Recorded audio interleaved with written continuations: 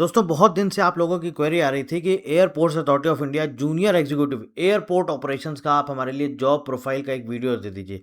तो आज इस वीडियो में मैं आपको ये सारी चीज़ें डिटेल में बताने वाला हूँ। क्या आपका जॉब प्रोफाइल है, प्रमोशन के क्या रूल्स रहते हैं, कितने साल में प्रमोशन होता है, पोस्टिंग क्या आपको होम टाउन में मिल सकती है क्या, ये मैं आपको वीडियो के लास्ट में बताऊंगा कि क्या आपको पोस्टिंग अपने होम टाउन में मिल सकती है क्या, सैलरी इन हैंड सैलरी कितना मिलता है, और ओवरऑल देखा जाए तो आपका ग्रोथ वगैरह इसमें कैसा क्या है। तो चलिए बिना किसी देरी के शुरुआत करते हैं। सबसे पहले दोस्तों देखते हैं इसकी प्रमोशन पॉलिसी क्या है। प्रमोशन पॉलिसी कहती है कि there is no fixed 3 year और 5 ईयर प्रमोशन साइकिल। मतलब ऐसा कुछ नहीं है कि आपका 3 साल में या 5 साल में प्रमोशन होना है। लेकिन थोड़ा सा जो इसका मैं आपका प्रमोशन साइकिल है उसको दिखाता हूँ, फिर समझाता हूँ। सबसे पहले आप देखिए दोस्तों, इसका डेजिग्नेशन है जूनियर एग्जीक्यूटिव। मतलब कि एंट्री जो आपकी होगी, आपकी जो जॉब करने के बाद, मतलब आप एग्जाम देंगे, एग्जाम क्वालिफाई करने के बाद आप जब आपकी जो पोस्टिंग पहली पोस्टिंग होगी, वो जो आपका डेजिग्नेशन होगा वो होगा जूनियर एग्जीक्यूटिव। बेसिक पे 40,000। जूनियर एग्जीक्यूटिव के बाद आप जाएंगे असिस्टेंट मैनेजर। असिस्टेंट मैनेजर के लिए दोस्तों जो आपका टाइम पीरियड दिया रहता है वो असिस्टेंट मैनेजर का होता है 3 ईयर्स। मतलब पहली जॉब आपकी लगी जूनियर एग्जीक्यूटिव की, उसके तुरंत बाद जो है दोस्तों 3 साल बाद आपका प्रमोशन होना है। और ये फिक्स है, पहला यानी कि first promotion is fixed. First promotion हर एक कैंडिडेट का पहला प्रमोशन 3 साल के लिए दोस्तों फिक्स रहता है। ठीक है, मतलब अगर आज आप ज्वाइन करते हैं एज अ जूनियर एग्जीक्यूटिव तो ठीक 3 साल बाद आप असिस्टेंट मैनेजर बन जाएंगे और आपका बेसिक पे पहुंच जाएगा 50,000। ठीक है, इसके अलावा देखिए यहाँ पर क्या इंपॉर्टेंट चीज़ें लिखी गई हैं। तो पहला तो आपका फिक्स है, एक चीज़ आप समझ लीजिए, जो फर्स्ट प्रमोशन है दोस्तों, पहला प्रमोशन आपका फिक्स है। पहला प्रमोशन आपका फिक्स है। नेक्स्ट जो इसके बाद प्रमोशन होते हैं उसमें ऐसा कुछ भी फिक्स नहीं है कि 3 साल में होगा कि 5 साल में होगा। वो कैसे होता है वो देखिए, यहाँ पर कुछ फैक्टर्स दिए गए हैं, उन पे डिपेंड करता है। Promotions are based on the following factors. ये 4-5 आपके फैक्टर्स हैं, इन पे डिपेंड करता है। सबसे पहले minimum qualifying service in the grade. उस ग्रेड में कितनी क्वालिफाइंग सर्विस है आपकी, मिनिमम कितनी आपने करी है। इसके अलावा जो आपका परफॉर्मेंस का रिपोर्ट रहता है एनुअल, उसकी रेटिंग देखी जाती है। डीपीसी की रिकमेंडेशन लगती है, डिपार्टमेंटल प्रमोशन कमेटी की। इसके अलावा सबसे इंपॉर्टेंट है आपका availability of vacancies in the higher grade. मतलब आप मान लीजिए, अगर सपोज आप असिस्टेंट मैनेजर बन गए, असिस्टेंट मैनेजर से आप मैनेजर पे जा रहे हैं, अब पता चला यहाँ पे वैकेंसी है हमारे पास 5 मैनेजर की। ठीक है, लेकिन असिस्टेंट मैनेजर से और मैनेजर की पोस्ट पर जो एलिजिबल कैंडिडेट्स आ रहे हैं, पता चला वो आ रहे हैं हमारे पास 50, बट वैकेंसी है 5। तो डिपेंड करता है सीनियोरिटी लेवल पे। ठीक है, किसने पहले ज्वाइन किया है, किसकी डेट ऑफ बर्थ, मतलब किसकी एज ज़्यादा है, इन पे सब पे बहुत सारे फैक्टर्स पे डिपेंड करता है। मतलब वैकेंसी एक बहुत बड़ा रोल इसमें जो है प्ले करता है। अगर वैकेंसी नहीं है तो फिर आपका जो प्रमोशन है वो थोड़ा सा कुछ टाइम के लिए होल्ड हो सकता है, डिले हो सकता है। यहाँ तक आपको बात समझ में आ गई। इसके अलावा देखिए लास्ट क्या है आपका बोला गया है, विजिलेंस क्लियरेंस। ये भी बहुत इंपॉर्टेंट है। कोई ऐसा तो नहीं आपके अगेंस्ट में कोई इंक्वायरी चल रही है, आपने कुछ ऐसा कुछ मिसकंडक्ट कर दिया है, कुछ ऐसा कर दिया है जिसके अगेंस्ट में आपकी इंक्वायरी चल रही है, इंटरनल डिपार्टमेंट कोई इंक्वायरी चल रही है। ठीक है, मतलब डिसिप्लिन बहुत ज़रूरी है। तो ये सारी चीज़ें आपकी देखी जाती हैं। मतलब अगर मान लीजिए आप हर एक क्राइटेरिया को फुलफिल कर रहे हैं, लेकिन अगर वैकेंसी ही नहीं है तो आपका प्रमोशन होल्ड हो सकता है कुछ टाइम के लिए। ठीक है, लेकिन पहला प्रमोशन फिक्स है, इसके बाद फिक्स नहीं है कि 3 में होगा कि 5 में होगा कि 7 में होगा, ऐसा कुछ फिक्स नहीं है। ठीक है, कोई नहीं बता सकता ऐसा। बहुत बहुत सारे फैक्टर्स रहते हैं, मैंने आपको बताएं, ये अलग अलग फैक्टर्स पे डिपेंड करता है। ठीक, अब अगर आप पूरा ओवरऑल इनका देखेंगे, जो इसका प्रमोशन साइकिल है, टोटल आप यहाँ पर देख सकते हैं, एग्जीक्यूटिव डायरेक्टर तक पहुँचने में कुल टोटल 9 डेजिग्नेशन है अलग अलग। अगर आप एक मिनिमम भी आप मान के चलते हैं कि आपने बहुत अच्छा परफॉर्म किया, वैकेंसी भी है, सब कुछ अवेलेबिलिटी है और आपके अगेंस्ट कुछ भी नहीं है, तब भी ऑन एन एवरेज अगर आप हर एक डेजिग्नेशन से नेक्स्ट डेजिग्नेशन में जाने में 3 साल लेते हैं, तो यहाँ तक पहुँचने में दोस्तों आपको लगेंगे 27 ईयर्स। ठीक है ना, 27 ईयर्स यहाँ तक आपको पहुँचने में। बट ऐसा बहुत रेयर होता है, क्योंकि पहले के बाद कोई फिक्स नहीं है कि आपको 3 साल में प्रमोशन मिल जाए। ठीक है, ऐसा बहुत रेयर होता है। अब यहाँ पर देखिए दोस्तों, मैंने आपको बेसिक पे दिया हुआ है। आप बेसिक पे देखिए, बेसिक पे के बाद आपको मैं ये बताने वाला हूँ आपका इन हैंड सैलरी कितना बनता है। और अगर आप इन हैंड सैलरी का, मैंने आपको डिटेल्ड वीडियो दिया हुआ है, जो आपका इन हैंड सैलरी बनता है, पूरा डिटेल वीडियो, सब कुछ डिटेल में बात करी है। ऊपर आई बटन पर क्लिक करके आप जाकर के उस वीडियो को देख सकते हैं। हालांकि इस वीडियो में भी मैं आपको डिटेल में बताने वाला हूँ कि आपका कितना बनेगा। ये आप देखिए, टोटल आपके 9 अलग अलग लेवल हैं, E1, E2, E3, E4, E5, E6, E7, E8 और E9। इसके अलावा आप डेजिग्नेशन देख सकते हैं, जूनियर एग्जीक्यूटिव के बाद आप बनते हैं असिस्टेंट मैनेजर, फिर सीनियर मैनेजर, फिर असिस्टेंट जनरल मैनेजर, उसके बाद डेप्यूटी जनरल मैनेजर, फिर joint general manager and then executive director. और बेसिक पे आप देख सकते हैं 40,000, 50,000। अभी आपने देखा होगा जेई का और मैनेजर का दोनों का रिक्रूटमेंट एडवर्टीजमेंट आया हुआ है। मैनेजर का बेसिक पे है 60,000 और जेई का है 40,000। एक अप्रॉक्सीमेट आइडिया बताऊं तो आपकी सैलरी बनती है लगभग 80,000 और मैनेजर की बनती है लगभग 1,10,000 से ऊपर ही बनती है। सीनियर मैनेजर है, फिर असिस्टेंट जनरल मैनेजर है, ऐसे ये पूरा आप देख सकते हैं पूरी साइकिल है और इनका पूरा बेसिक पे दिया हुआ है। और यहाँ पर आईडीए स्केल चलता है, मतलब कि डियरनेस अलाउंस नहीं चलता, आईडीए चलता है, इंडस्ट्रियल डियरनेस अलाउंस। आगे बढ़ने से पहले दोस्तों हम आपको बता देते हैं जूनियर एग्जीक्यूटिव एयरपोर्ट ऑपरेशंस का business management and aviation industry, इसका डिटेल्ड और डेडिकेटेड कोर्स हमारी वेबसाइट पर अवेलेबल है, आप इनरोल कर सकते हैं।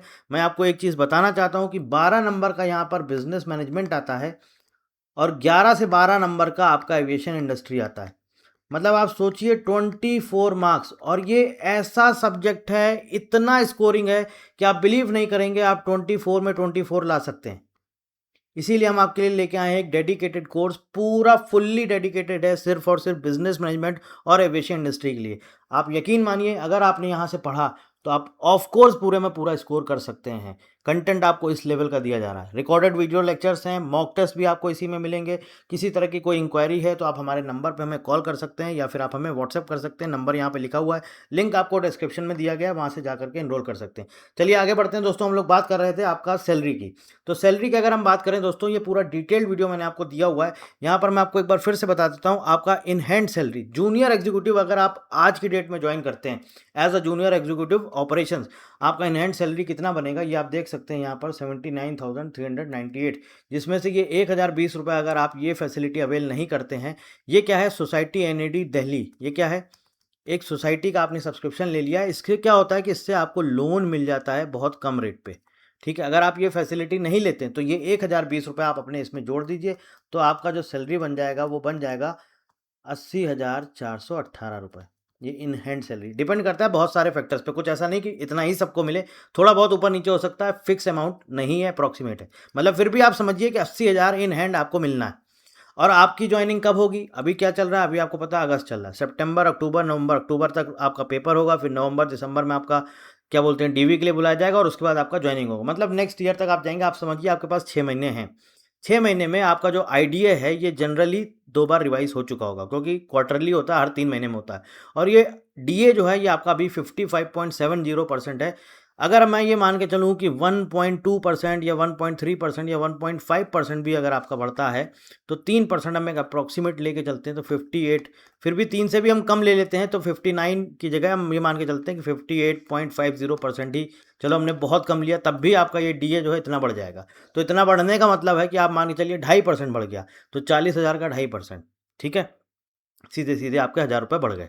ठीक, अब आगे देखिए दोस्तों, इसका मतलब क्या है कि जब आप ज्वाइन करेंगे तब तक आपको इन हैंड सैलरी जो है करीब करीब 82,000 81,000 के आसपास बनेगी। ठीक है, पूरा डिटेल्ड वीडियो हमारे चैनल पे अवेलेबल है, आप जाकर के उसको देख सकते हैं। मैंने वहाँ पे सब कुछ आपको बताया और डिटेल में, ऊपर कहाँ पर क्या डेजिग्नेशन होता है, कहाँ पे आपकी पोस्टिंग है, क्या स्टेशन है, सब कुछ बताया। अब आगे चलते हैं दोस्तों, अब हम लोग बात करते हैं कि आपका आखिरकार जॉब प्रोफाइल क्या होता है।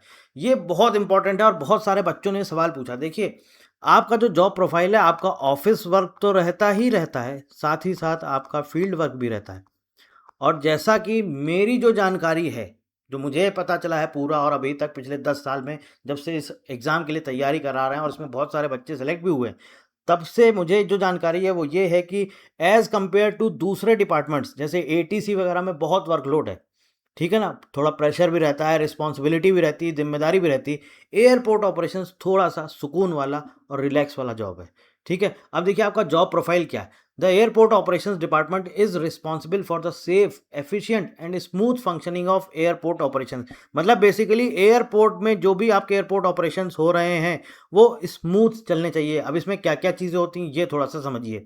आपको क्या मॉनिटर करना है, आप देखिए यहाँ पे लिखा हुआ है मॉनिटर एयर साइड ऑपरेशंस। अब एयर साइड ऑपरेशन क्या होते हैं, पहले तो इसको समझिए दोस्तों। एयर साइड ऑपरेशन मतलब कि जैसे आपका 2-3 टर्म्स हैं, मैं आपको बता देता हूँ। रनवे होता है, आप जानते होंगे। टैक्सीवे होता है, ये भी आप जानते हो, नहीं जानते तो मैं अभी आपको बता देता हूँ। एप्रॉन होता है, एप्रॉन बोलते हैं या कुछ लोग इसको बे भी बोलते हैं। ठीक है। एप्रॉन या बे वो होता है जहाँ पे एयरपोर्ट आपका एयरक्राफ्ट आपका पार्क किया जाता है, ठीक है। तो पार्किंग में असिस्ट कौन करता है? यही लोग करते हैं जो एयरपोर्ट ऑपरेशंस वाले होते हैं, ठीक है। फिर इसके अलावा पार्किंग के बाद क्या होता है? टैक्सीवे क्या होता है? जहाँ से हमारा एयरक्राफ्ट रनवे तक जाता है, जहाँ से एयरक्राफ्ट रनवे तक जाता है उसे हम बोलते हैं टैक्सीवे। और उसके बाद रनवे होता है, फ्लाइट आपकी क्या करती है? टेक ऑफ करती है, लैंडिंग करती है। तो ये पूरा जो काम रहता है इंश्योर सेफ एयरक्राफ्ट मूवमेंट, मतलब कि एयरक्राफ्ट का जो पूरा मूवमेंट रहता है पार्किंग में, जहाँ से खड़ा है और वहाँ से जहाँ से उसने टेक ऑफ किया और वापस से लैंडिंग हुई, लैंडिंग होने के बाद रनवे पे आया, टैक्सीवे पे आया, फिर एप्रॉन में आके पार्क हुआ, तो वो पूरा जो आपका मूवमेंट रहता है वो पूरा पूरा कौन करता है हैंडल? यही लोग करते हैं, जूनियर एग्जीक्यूटिव एयरपोर्ट ऑपरेशंस वाले। इसके बाद देखिए नेक्स्ट क्या है हमारा? नेक्स्ट है हमारा दोस्तों क्या है? Manage terminal and land side operations, ठीक है। इसमें देखिए क्या है, अब ये जो आपने देखा जो एयर साइड ऑपरेशंस है, इसमें बहुत सारी चीज़ें आ जाती हैं, मतलब एक तरह से सेफ्टी भी देखी जाती। आप असिस्ट करते हैं हर चीज़ में, पूरा एयरक्राफ्ट को जो भी उसका ऑपरेशन होता है, पूरा मूवमेंट होता है, उसमें असिस्ट करते हैं, लेकिन इसके साथ साथ आपको सेफ्टी भी चेक करनी पड़ती। कहीं कोई बर्ड वगैरह तो नहीं कहीं हिट हो गई है, पूरा A to Z सारी चीज़ें आपको मॉनिटर करनी पड़ती। मतलब कोई ऑब्जेक्ट तो नहीं कुछ ऐसा उसमें लग गया है या कहीं कुछ ऐसा ऑब्स्टेकल आ गया, आपको ये सब सारी चीज़ें भी देखनी पड़ती है। And compliance with DGCA and ICAO safety standards, ये सब सारी चीज़ें आपको फॉलो करने होते हैं, पूरे कंप्लायंस, ठीक है। नेक्स्ट देखिए क्या है, नेक्स्ट है हमारा लैंड साइड ऑपरेशंस। टर्मिनल और लैंड साइड ऑपरेशन दोनों को मैनेज करना। ये क्या है लैंड साइड ऑपरेशन? एक तो है हमारा एयर साइड ऑपरेशन, जहाँ पे आपका एयरक्राफ्ट से रिलेटेड ऑपरेशन से मूवमेंट्स होते हैं। लैंड साइड जहाँ पे पैसेंजर आते हैं, मतलब बेसिकली एक तरह से जो टर्मिनल है हमारा, टर्मिनल की बिल्डिंग हो गई, एंट्री गेट हो गया, सिक्योरिटी चेक इन हो गया, ये सब कुछ आपका अराइवल हॉल हो गया, और चेक इन काउंटर्स होते हैं, और आपका पार्किंग वगैरह है, ये जहाँ पे आपका ये सब पूरा जो है किस में आ जाएगा? ये सब आ जाएगा लैंड साइड ऑपरेशंस में। तो देखिए इन्होंने यहाँ पे लिखा हुआ है supervise passenger flow, terminal facilities, baggage operations and coordination with airlines and ground handling agencies, मतलब कि पैसेंजर फ्लो को ईजिली चलने देना, ठीक है। कहीं कहीं बड़े बड़े एयरपोर्ट्स में बहुत भीड़ आ जाती है, तो क्राउड को भी मैनेज करना, ये सब भी काम रहता है। इसके अलावा ग्राउंड स्टाफ के साथ, एयरलाइंस के साथ, इनके सब के साथ मिल के कोऑर्डिनेट करना पड़ता है। कोई टर्मिनल में कोई प्रॉब्लम तो नहीं आ गई है, टर्मिनल बिल्डिंग में या पूरे उसमें एरिया में जहाँ पर भी आपका आपकी क्या बोलते हैं, आपकी जॉब है, आपकी ड्यूटी है, तो ये सब सारी चीज़ें आपको हैंडलिंग करने का पूरा काम ये आपका ही रहता है।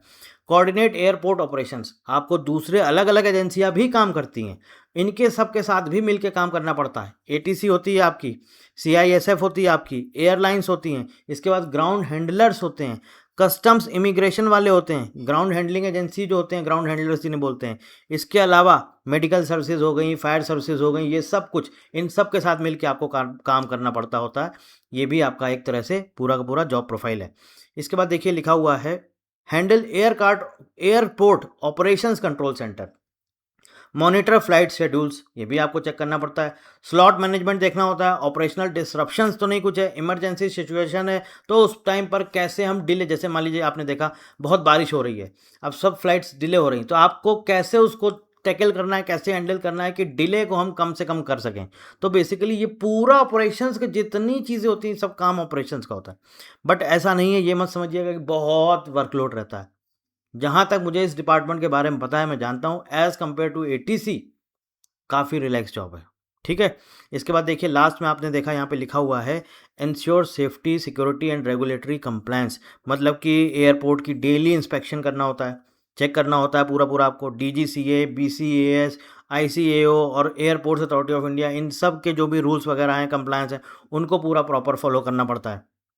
इंसिडेंट कोई होता है तो उसकी पूरी रिपोर्ट तैयार करनी पड़ती है, ठीक है। इमरजेंसी ड्रिल होता है, कुछ ऐसा होता है तो उसमें भी आपको पार्टिसिपेट करना पड़ता है।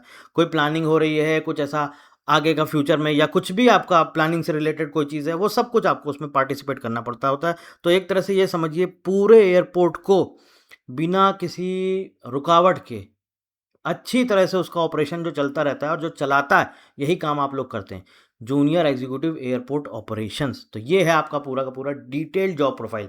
मुझे लगता है कि अब आपको सारी चीज़ें समझ आ गई होंगी। मैंने आपको जॉब प्रोफाइल बता दिया, मैंने आपको इन हैंड सैलरी बता दिया, इसके साथ साथ मैंने आपको पूरा ये स्ट्रक्चर बता दिया, पूरा आपका प्रमोशन का साइकिल और प्रमोशन की जो पॉलिसी है वो भी मैंने आपको बता दिया। फिर भी अगर आपके मन में कोई डाउट रहता है, कुछ सवाल है, तो आप हमें वीडियो के नीचे कमेंट करके पूछ सकते हैं। इसके साथ-साथ अगर आप हमारे कोर्स में एनरोल करना चाहते हैं, तो लिंक आपको डिस्क्रिप्शन में दिया गया है, वहाँ से जाकर के आप एनरोल कर सकते हैं। So thank you very much and thank you for watching.